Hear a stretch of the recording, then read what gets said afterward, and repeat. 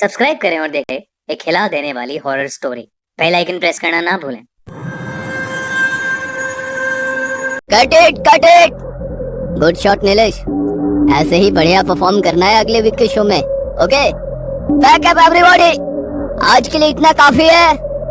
नीलेश एक काम करो, तुम आज रात ना यहीं रुक जाओ मेरे साथ, कल सुबह चले जाना। इतनी रात खून की ना होकर अपने घर जाना सही नहीं है।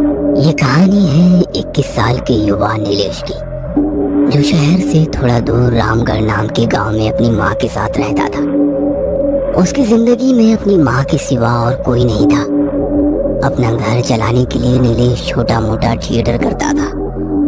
वैसे तो रोज वो घर जल्दी आ जाता था, लेकिन रिहर्सल करते करते आज थोड़ी रात हो चुकी थी। रिहर्सल स्टूडियो और रामगढ़ के बीच में पड़ता है कोनकीना गांव। कोनकीना तो बस नाम का गांव है, कुछ लोग तो इसे मुर्दों का गांव भी बोलते हैं। किसी जमाने में यहाँ जन बस्ती हुआ करती थी, लेकिन आज ये गांव खंडहर पड़ा है।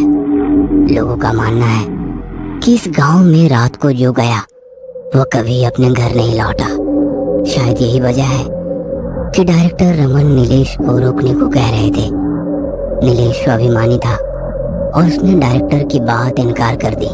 क्या तुम्हें पता नहीं, उस गांव में काली शक्तियां हैं। लोग बोलते हैं कि वहाँ किसी बुढ़े तांत्रिक की आत्मा है जो अपने जीवन काल में छोटे मोटे बच्चों की बलि चढ़ाता था।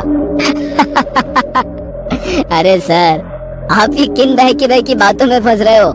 ये सब तो अफवाह है, और मैं कोई बच्चा थोड़ी हूँ कि वो तांत्रिक मेरी बलि चढ़ाने के लिए वहाँ बैठा मेरा इंतजार कर रहा होगा।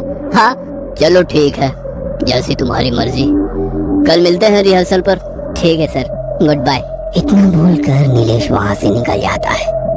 वो सुनसान सड़क पर पैदल अकेले चला जा रहा था। उसके हाथ में एक इलेक्ट्रिक टॉर्च थी।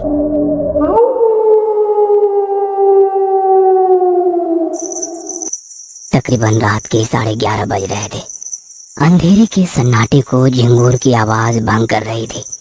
नीलेश जैसे ही कोनकीना पहुंचा तो एक काली बिल्ली उसके सामने अचानक से आ गई, जिसको देखकर नीलेश थोड़ा चौंक गया। उसको नजरअंदाज करके नीलेश आगे बढ़ गया। थोड़ी दूर चलने पर उसको ऐसा लगा कि शायद उसका कोई पीछा कर रहा है। उसे वहां पर किसी और की मौजूदगी का एहसास हो रहा था। जैसे ही वो पीछे मुड़ा तो पीछे उसको कोई नहीं दिखा। अचानक से उसके हाथ की टॉर्च बंद हो गई। नीलेश टॉर्च को हाथ से ठोक ठोक कर आगे बढ़ ही रहा था कि उसे कुछ बच्चों की रोने की आवाज सुनाई दी। ये रोने की आवाज सुनकर नीलेश दंग रह गया। वैसे नीलेश को डर नहीं लगता था, लेकिन उस परिस्थिति में कोई भी होता तो वो डर ही जाता। आवाज को नजरअंदाज करते हुए नीलेश पीछे मुड़ा, और जो उसने देखा वह देखकर नीलेश पसीना पसीना हो गया। उसे चांद की रोशनी में कुछ बच्चों की परछाई दिखाई दी। यह देखकर नीलेश वहां से सीधा भाग गया। कुछ देर के बाद उसे एक बुढ़ा आदमी दिखाई दिया, जो आग जलाए अपना मूंगफली और भुट्टे का ठेला लगाकर चले जा रहा था। उसको देखकर नीलेश की जान में जान आई। वो भागकर उसके पास पहुंचा और उसी के साथ आगे बढ़ने लगा। बाबूजी, क्या खाओगे, मूंगफली या भुट्टा? इतनी देर रात आप इस गांव में कैसे? बड़ा अजीब गांव है, आपको डर नहीं लगता क्या? अरे बाबूजी, डर कैसा, मेरा तो यहाँ से रोज का आना जाना है। यहाँ पे ऐसा बोलते हैं ना कि इस गांव में किसी तांत्रिक की आत्मा है जो पहले बच्चों की बलि चढ़ाता था। आपको पता है क्या इसके बारे में कुछ? अरे बाबूजी, 30-40 बरस पुरानी बात है ये तो। सुना है कि इसी गांव के लोगों ने मिलकर उस तांत्रिक को जिंदा जला दिया था। ये सुनकर नीलेश कुछ सोचने लग जाता है। अरे सुन रहा है, मुंशी राम का पोता। इतना सुनकर नीलेश के होश उड़ जाते हैं और वो उस बुढ़े आदमी की तरफ देखता है। तुम मेरे दादाजी का नाम कैसे जानते हो? अरे वो भी तो था इसी गांव में, उस तांत्रिक को जलाने में।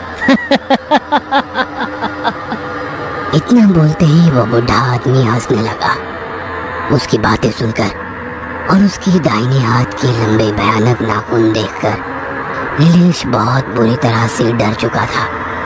वो रास्ते में बिना कहीं रुके सीधा अपने गांव की तरफ भाग गया।